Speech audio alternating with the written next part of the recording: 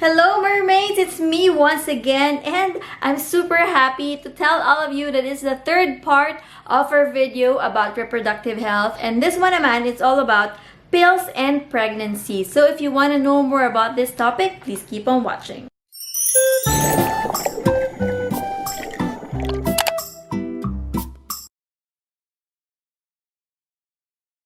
The first question is, ano daw po ba yung mga side effects of using oral contraceptive pills? Okay, maraming side effects. Pero bago ko isagutin yan, gusto kong i-emphasize sa ating mga kababaihan na bago kayo mag-take ng contraceptive pills, kailangan may clearance from your Ob-Gyne. Hindi pwedeng ginagamit, hindi pwedeng sabihin na gamit kasi ni Mark yun eh. So susundan ko kasi kasi sikat na sikat si Mark. So bibili ako. What is good for Mark may not be good for you, no, or for any other girl. So kailangan individualized yung approach dyan.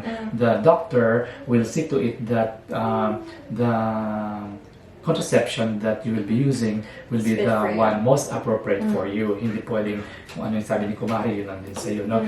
May tinatawag kami, Mark, na medical eligibility criteria na before the woman embarks on a contraceptive method, dinidiscuss muna ng doctor yung mga options, and then kung ano mga pros and cons, mga advantages, disadvantages, mga side effects, no?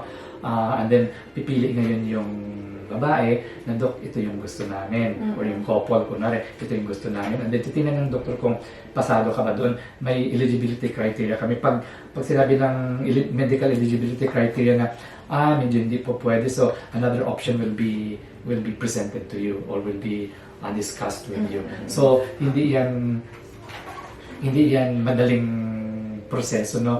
Titingnan muna lalo na pag first check-up o may mga ibang problems ka pa kasi baka kung may bukol ka dyan sa suso na hindi na pick up, no? Titingnan ng doktor yan, baka may cyst ka doon. So, ano muna yan, yung kailangan muna ng proper evaluation, history, at saka physical examination, and laboratory if necessary.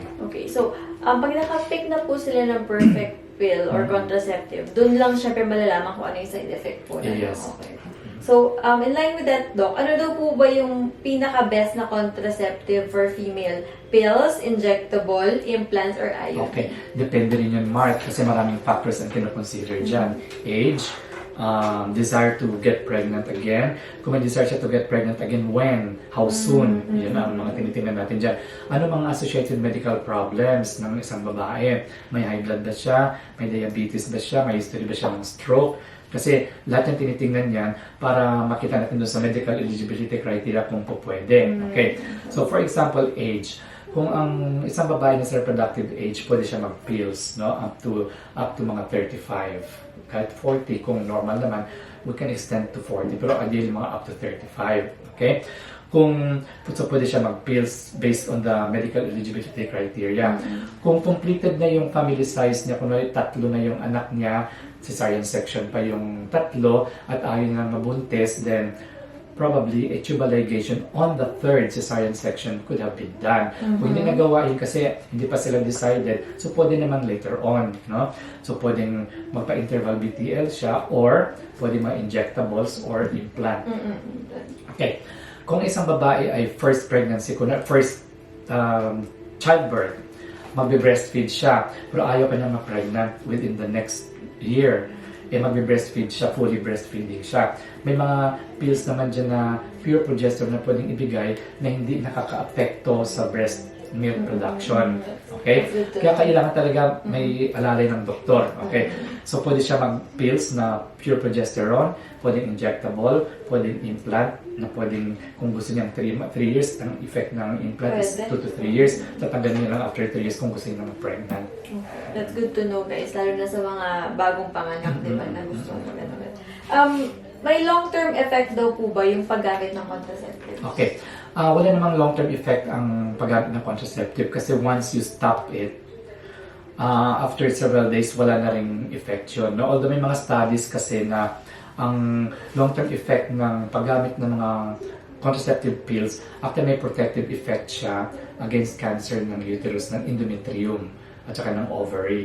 Pero, as far as the breast is concerned, mayroong mga studies na nagpapakita din na very small evidence na it might stimulate production of breast cancer. Yung about pills naman po doon, may nabasa daw po kasi siya na nakakasira daw ng matres ang pills. Totoo daw po ba yun? Hindi yan totoo kasi actually ang effect ng pills ay pinapanipis lang yung lining ng matres, no? But it doesn't destroy the uterus. So, safe na mag-pills kasi ang epekto naman noon ay pinapanipis niya yung lining ng uterus at saka yung discharge ng vagina ay ng cervix ay ginagawa niya medyo malapot para kung may contact, hindi makaka-penetrate yung sperm cells. And it also protects ovulation. So, walang pregnancy na mangyayari. About pregnancy naman, Doc, kailangan daw ba na nagka-climax both yung guy and yung girl para makabuo? No. Climax or orgasm is not necessary in getting pregnant. So, kung minsan may sexual act na lalaki lang ang nakaka-orgasm, pagkatapos ng orgasm ng lalaki, lupaypay na si lalaki, yung babae naman nabitin sa ere, no? Which is not good for a woman kasi nakakaroon nito ng pelvic congestion later on. Pag may pelvic congestion, nakakaroon niya ng chronic pain. So dapat, ang lalaki nakakaintindi na pag nag-orgasm siya, mag-effort naman siya, mag-extra effort naman siya na ipa-climax din yung babae kasi para prevent natin yung mga ganitong problems later on. Huwag naman one-way ticket lang. Kaya pala, Dok, minsan pag sinasabi nila na bibitin daw is sumasakit yung puso dahil correct. ito. No, kasi because of the pelvic congestion. Pelvic congestion. Yun naman, one cause yan, pero may baka namang mga dahilan dyan, hindi natin alam. Tapos, Dok, okay lang daw po ba na magka-baby pa kahit 35 years old pataas na? Pwede pa, kahit 42 ka, 43, 44, as long as you are menstruating, ibig sabihin nun, nag-ovulate ka pa kung regular yung menstruation mo, and as long as you're healthy, because smart, kailangan maintindihan din ng mga kababaihan natin na the older they get, the greater the risk of having an abnormal baby. So, kung 35 and above ka na, kaya kinukonsider na natin na high-risk pregnancy yan, kasi kahit normal pa yung nanay, because of the age, considered high risk na yan kasi marami ng mga medical problems na lumalabas after 35 years of age. Okay. Ito naman, Doc, yung isa kong follower, sabi niya, nagka-cancer daw po kasi siya, tapos nag-chemotherapy siya. Cancer ng... Hindi niya po binanggit eh. Nag-chemotherapy siya, tapos nag-stop yung menstruation niya. Tapos, may chance pa raw, 35 years old na siya, may chance pa raw po ba siyang mabuntis or maging pregnant pag bumalik yung menstruation? Kung bumalik yung menstruation na, hindi lang kasi natin alam kung anong cancer yun eh. Baka naman sa uterus kasi yun o sa cervix. Pero pag chemotherapy, hindi ko alam kung sa breast siya or... So, depende. O hindi niya kasi sinabi. No? Pero she can get pregnant. Once na mag-mens siya, potentially she can get pregnant. Tapos ito naman po, buntis naman daw po siya. Tapos madalas siyang magkaroon ng yeast infection. She needs to see a doctor kasi kung pregnant ka at magkakaroon ka ng recurrent na yeast infection, your blood sugar needs to be checked. Kasi baka naman meron kang tinatawag naming gestational diabetes na nagkakaroon ka ng diabetes during pregnancy or meron ka ng diabetes before, hindi mo lang nalaman, and then you got pregnant, na-aggravate ngayon ng pregnancy mo yung diabetes. Tapos ito naman, Doc, tinatanong niya kasi matagal na daw sila nagka-try ng husband niya pero hindi daw po siya mabuntis-buntis. Ano daw po ba yung best way? Ilang taon na kaya siya? Walang sinabi, no? Okay. Ang infertility kasi, it involves the man and the woman. So, magpapatingin kayo sa infertility specialist, ang tawag din mga reproductive medicine specialist, no?